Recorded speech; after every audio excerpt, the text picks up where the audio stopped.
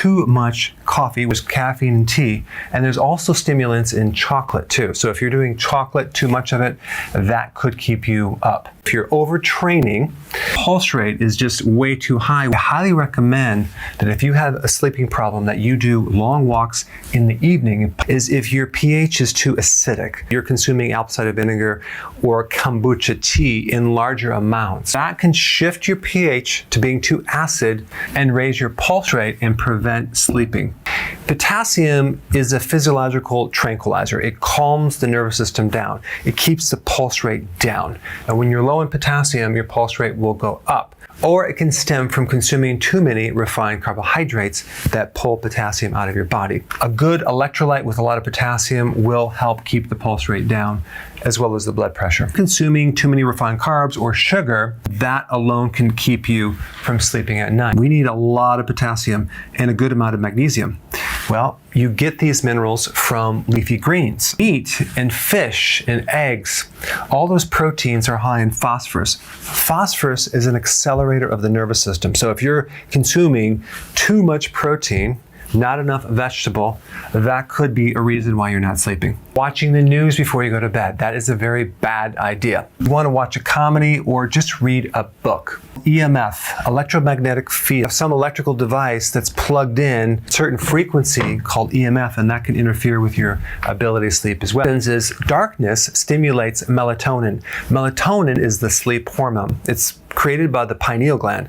Focus on your breathing. If you can actually slow down your inhalation to 5 seconds of an inhalation and then 5 seconds of an exhalation, it'll actually calm down your nervous system, because when your body's under stress, you kind of breathe like this. It's like, I'm exaggerating, but the exhalation is shorter than the inhalation. So you want to balance those out, and that can help you sleep.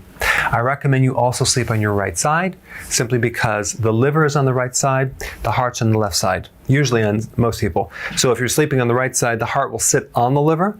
If you're sleeping on the left side, if your liver is fatty, it can kind of compress the heart and just make it a little bit more uncomfortable to go to sleep.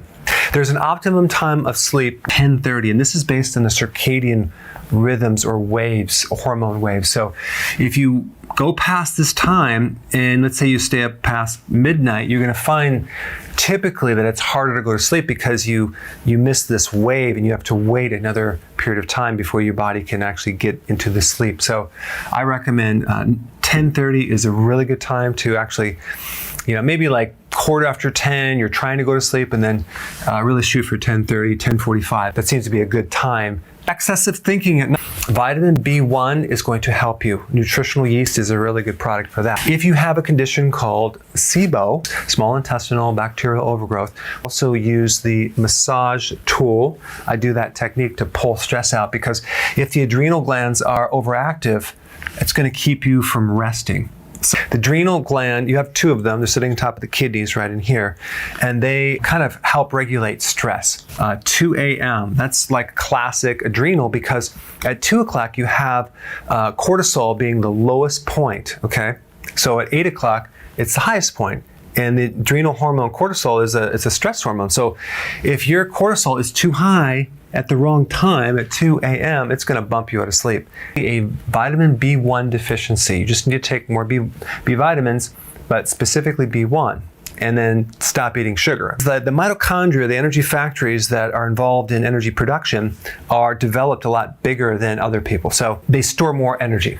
So what happens is that you need to continue to work out. So that's going to actually drain off some of the energy. So if you're sitting all day in front of your computer, you're not working out, and all this energy is sitting, and you're trying to go to bed with all this excess energy, it could be because you were an athlete before, and your mitochondria are just designed to use and store and use up energy. So you need to use it up by getting out there and doing some workouts. If the bladder is waking you up, there's several situations for that. Usually it's insulin resistance, to avoid all dairy. For example, you're going through menopause, okay? So, and your estrogen goes down, okay? Your progesterone goes down even more, giving you a relative ratio of higher estrogen, even though it's low. Now there's a little sensor in the bladder that is supposed to be covered by estrogen. So if you're losing that, it could cause the urge to urinate frequently. Take progesterone cream. You can take the wild yam version and you can rub it into the thighs.